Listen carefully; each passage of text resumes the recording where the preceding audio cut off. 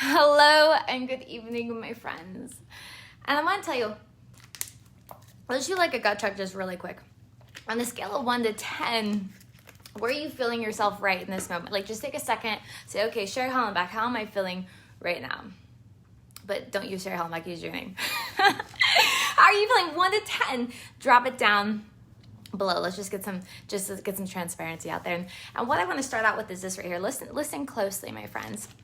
The brain's capacity is unfathomable. This unparalleled vessel of power that's eagerly waiting for our every command to do whatever we desire it to do. And all it asks for is just a little bit of oxygen and a little bit of glucose. That's all it does. See, the brain defies all modern technology. And it's capable of processing 30 billion bits of info per second. 30 billion bits of info per second with a B, and has the equivalent of 6,000 miles of wiring and cabling. Even the fastest computer, the highest technology, can only make one connection at a time, while the brain, your brain, my brain, at one time, your brain, in just a reaction to just one neuron, can spread to hundreds of thousands of others in just a span of less than 20 milliseconds, which less than 20 milliseconds, everyone, can you blink for just a moment? Can you blink? Blink.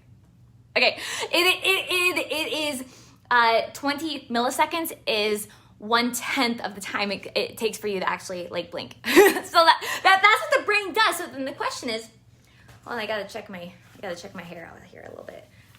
How's that? Does that look a little bit better? How you guys like my hair right now? Hi Tracy, hi Kate, hey Christy. As you guys are jumping on, just say hey. And from 1 to 10, where are you at your emotion-wise? 1 to 10, where are you at? And if it's watching the replay, just drop down replay so I can come back and I can say hey and ask you a whole bunch of amazing questions. So coming back to you, that's what the brain does. So listen, with this much power at our disposal, slow down, Sherry, rewind. So with this much power at our disposal, why can't we get ourselves to just feel happy all the time? Like we got 6,000 miles of cabling. Why can't we get ourselves to just quit that bad habit? Quit the drinking, quit the smoking, quit the overeating, quit the yelling. You quit indulging in procrastination. Why can't we get ourselves to just stop being depressed like an instant? Why? Well, we covered some of that yesterday. I'm going to tag team onto it. As you guys are dropping in, just say, hey, girl, hey, hello. Kate, Christy, Tracy, Faye. Hello, all my friends. Do you guys like my hair? I'm just curious. 5 if you like it. 10 if you think no go. No go, Sherry. You need to stop this, end it, go do your hair really quick. I'm open for everyone's opinion. Okay, coming back to this. The beauty is we can. Like we can. I'm going to be showing you how we do this.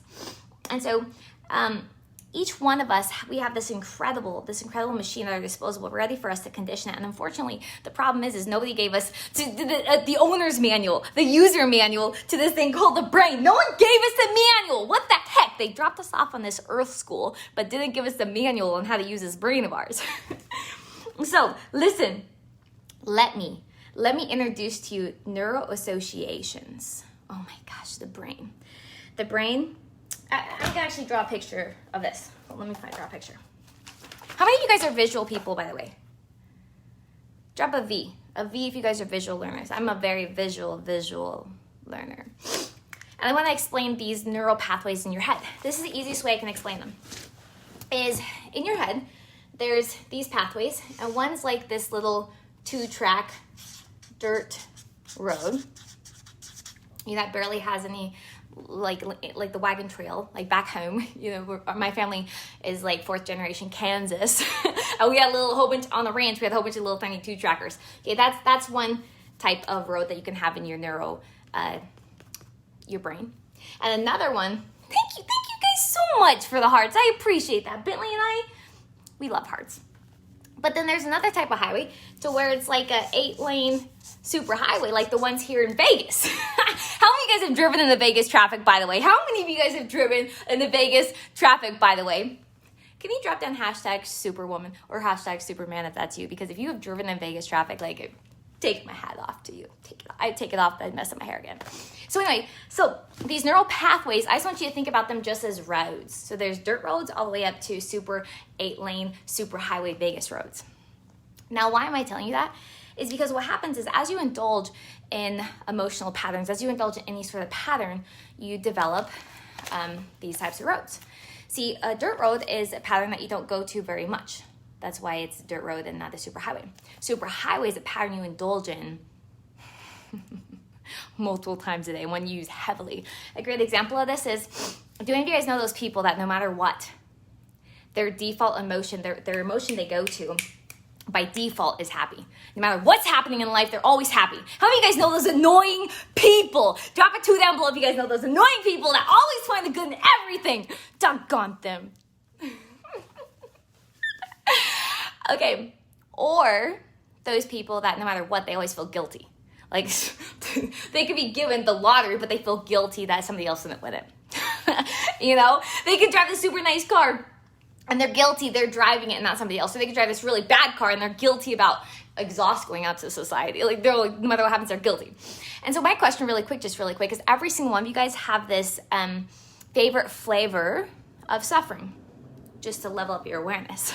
Hello, Philip. Hello, Larry. Hello, Rhonda. Tracy. What is your favorite flavor of suffering?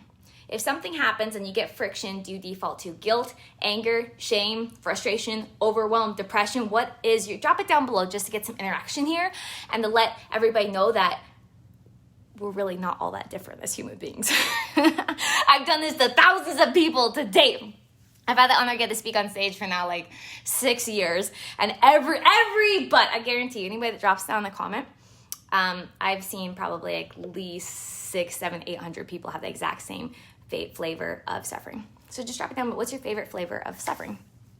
So I say that is because the reason why that's their default is because they've built a super highway. So it's really easy for them to go down that road because there's a super highway.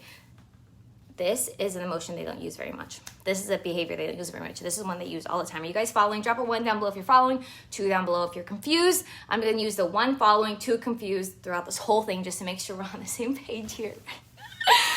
Okay, good job, Laquita. We got frustration, we got disconnection. Tracy says distraction. Keep dropping down your favorite flavor, suffering. But as we continue, I digress.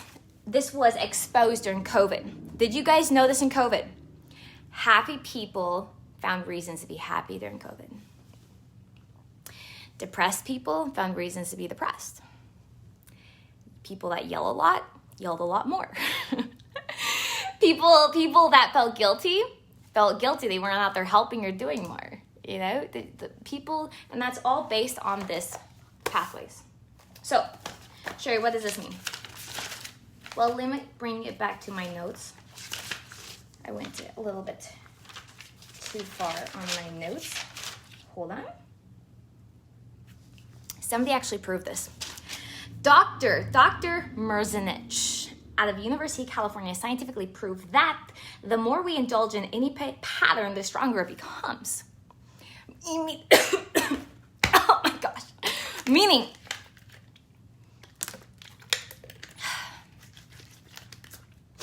thank you. Meaning what he had done was he took this little monkey and he taught the monkey to use one finger. One finger to push his button.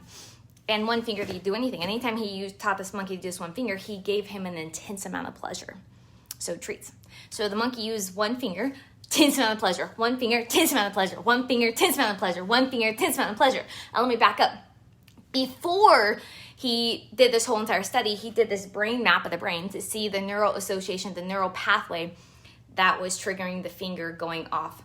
You know, the very first couple times he taught the monkey to use it.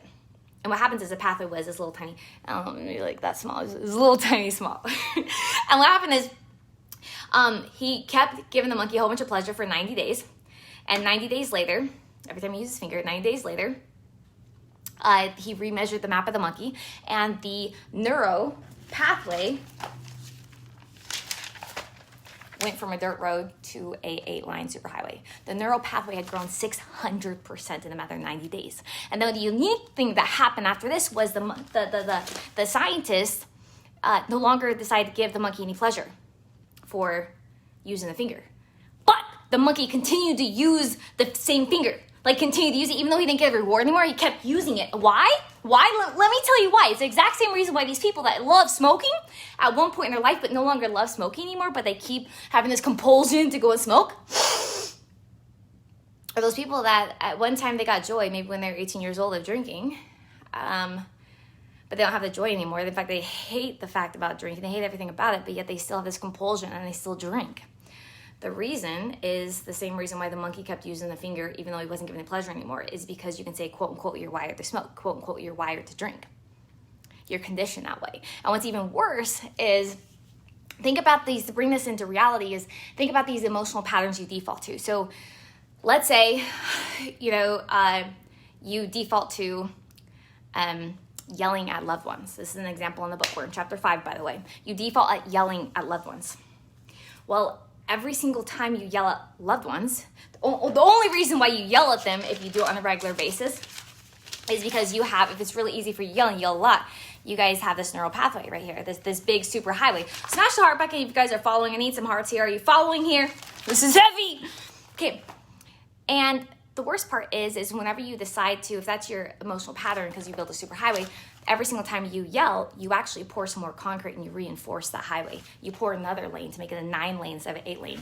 Every single time you indulge in overeating, you're pouring another lane to make it more. You're reinforcing your conditioning. Every single time you take a nap because you're so overwhelmed, you're reinforcing, you're conditioning that pathway. You're building it strong. So every single time you indulge in any pattern, whether it serves you or does not serve you, most of them do not serve you, by the way, if they're unconscious, if you have not intentionally designed them, which is what we're learning how to do.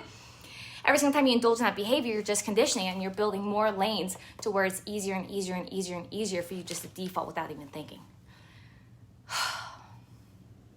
Who just got a wake up? Who just got a wake up call? I'm just curious. Miss Verna, Rick, Mike, Patty, Aaron, Jim, Rhonda, Kay, all my friends, Greg. Hi, everybody.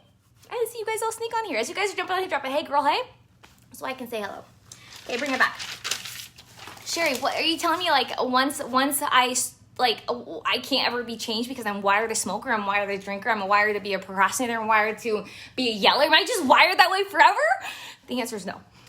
Good news for you, Dr. Merzenich out of California, he decided to see if it could shrink. So what he did was he taped the monkey's finger because he kept using it even though he wasn't getting pleasure. And the reason why he kept using it because he wasn't getting pleasure. Why? Drop it down below. I want to see if you guys are following. Why did the monkey keep using the finger even though he wasn't rewarded? Tammy, Rick, Berna, Rhonda, my friends. Why did the monkey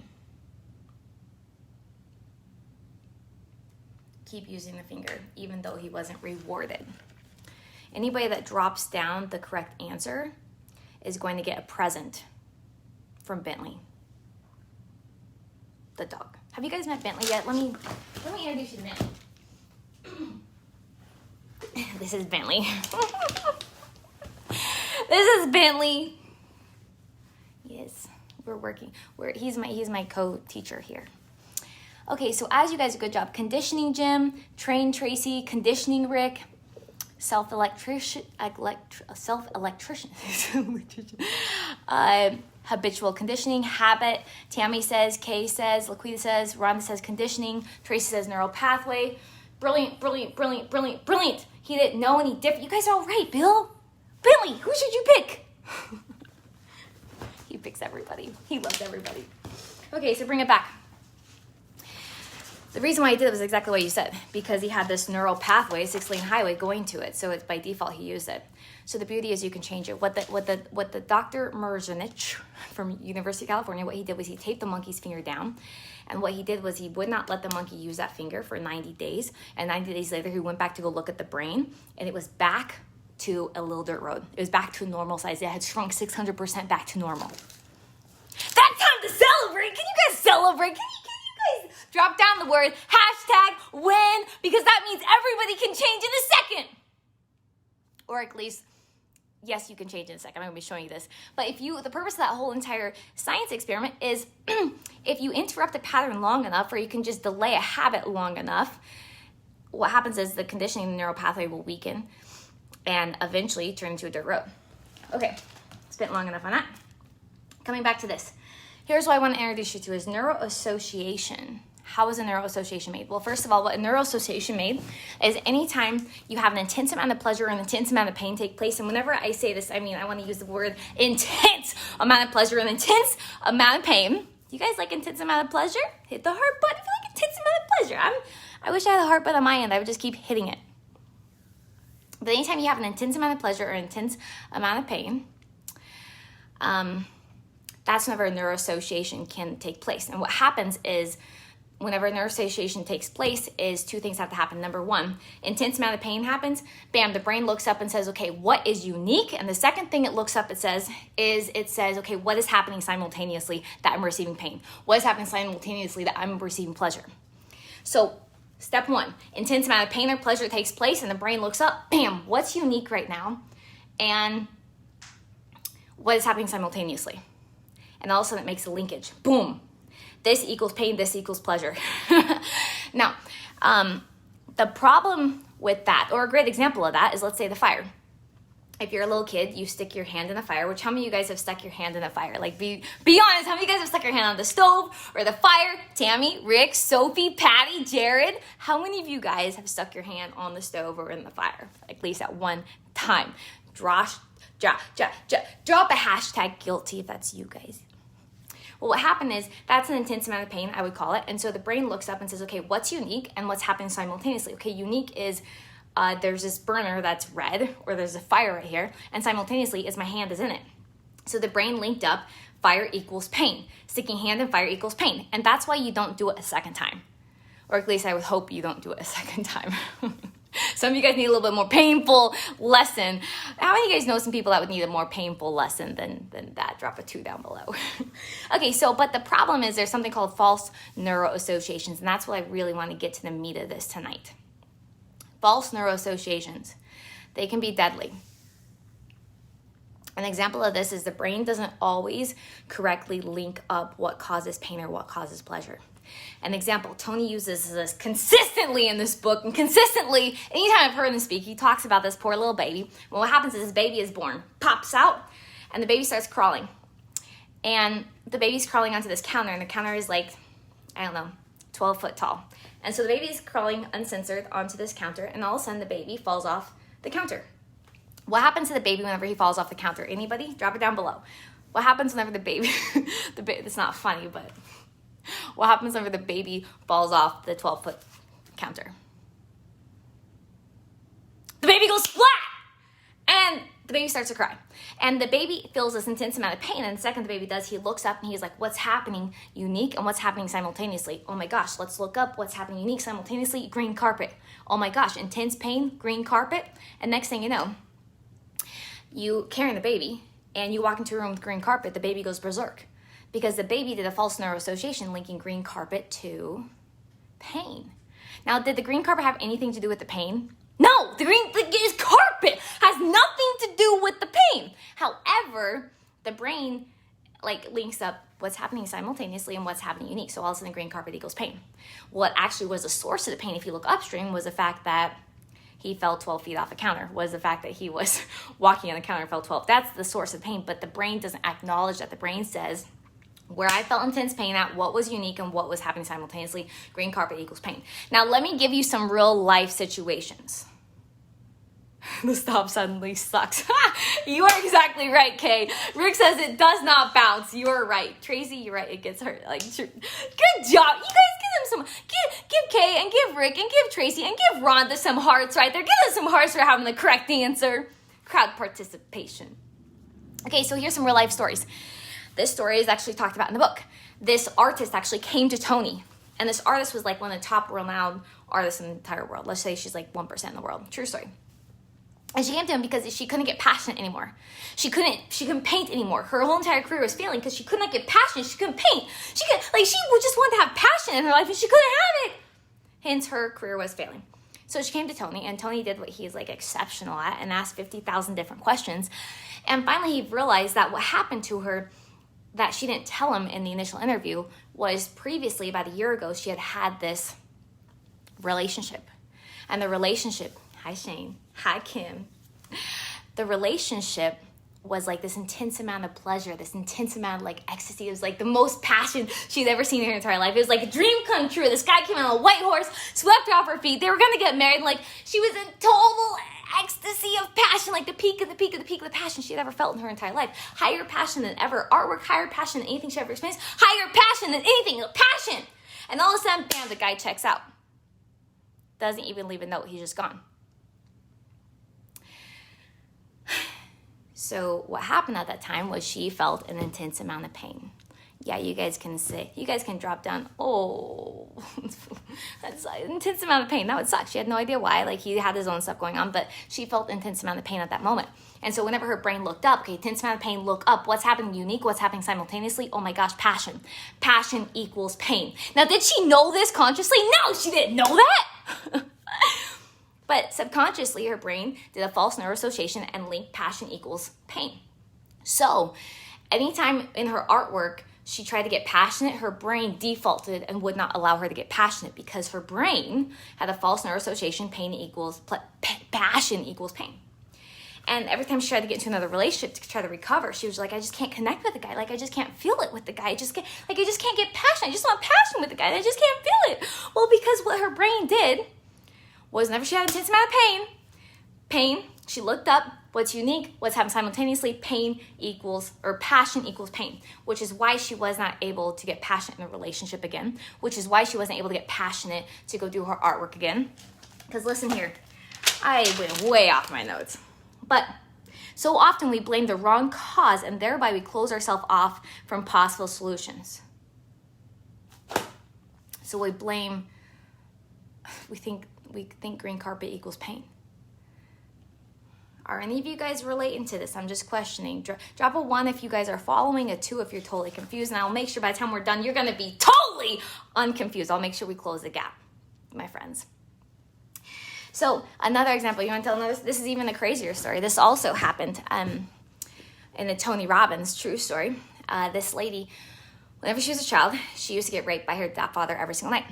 So one night she could tell that her father was getting ready to come in, and she was curled up into the corner, like just waiting for him to come in. She's freaking out, little kid freaking out, and like she was in an intense amount of stress, intense amount of pain. All of a sudden she could hear the footsteps, boom, boom, boom, boom, and the door creak open, and all of a sudden the door opens up and the father steps in. And at this point she's so freaked out because this has happened so many times. She knows what's going to be taking place. Bam, she rips her hair out. And whenever she ripped out her hair, it was so freaky. Like, it freaked out her dad, and her dad panicked and ran out, shut the door, and he never touched her again. Now, how is that a false neuroassociation? Because what happened is, fast forward in her life, whenever she actually heard the story I just told you, fast forward 2 decades, she hears this story, and she's like, oh my gosh, I get it. And what happened is, every single time, she was actually at this big event and she pulled off her hat and she had no hair. Like, she was completely bald. Because what she had linked up is anytime she feels a lot of stress or fear, she rips out her hair. Because she had linked up to the false neuroassociation with ripping out her hair means pain's gonna leave me. Ripping out her hair means relieving a pain.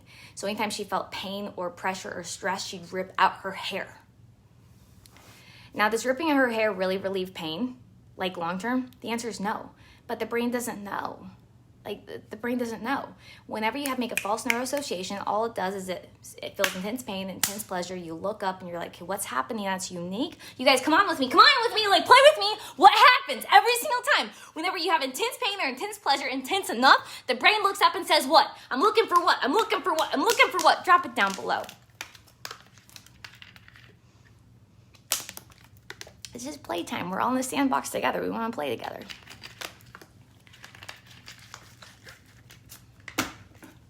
Brilliant. The brain looks for something unique, and the brain looks for something happening simultaneously. So what's the point of this whole conversation? Is number 1, to level up your awareness. Not everything we link pain and pleasure to actually leads to pain and pleasure. And so a great example in closing, here's your homework. Here's your homework tonight. Do you guys want some homework? You guys want some homework? Okay. Heart button if you had some homework. I'm just curious, you want some homework? Heart button? I never did heart buttons for homework back in school. But this is fun. Okay, so here's this, money. We're just going to play together on the concept of money. So what I want you guys to think about is money. And what happens is you guys have positive and negative associations with money. Most people do. It's very controversial because of our cultural conditioning. So I want you guys to do for just a moment is I want you to think about a great thing to do is to write this down. And actually, if you don't mind, do it in the messenger box so everyone can see your words and wisdom and learn from you guys. Is what are some positive associations, your gut reaction you have to money? What does money lead to? What does money give you? People that have money, what are they like? Write down every single one of your positive neural associations to money, whether it's real or not, just your gut reaction. And then on a separate side, hello, Courtney. Hello, Debbie. Good job, Laquita. She related pulling out her hair with preventing something bad from happening. Bam, brilliant, genius, genius. Hi, Ted. Okay. So write down your positive associations. Now I want you to write down all of your negative associations, gut associations to money. Hello, Chad. Good job, Christy. Okay, so the positive associations is time freedom, is freedom. Laquita says freedom, safety, Tracy. Those are positive associations to money. Good job. And keep dropping down your positive associations. But I also want you to start dropping down your negative associations, your negative gut reaction. If you have money, you are what? Fill out the blank. Negative associations. Money equals what? People that have money are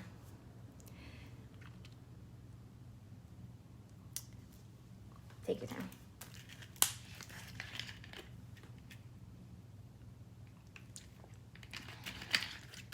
Good job. Here's some positive associations. So Kay says options.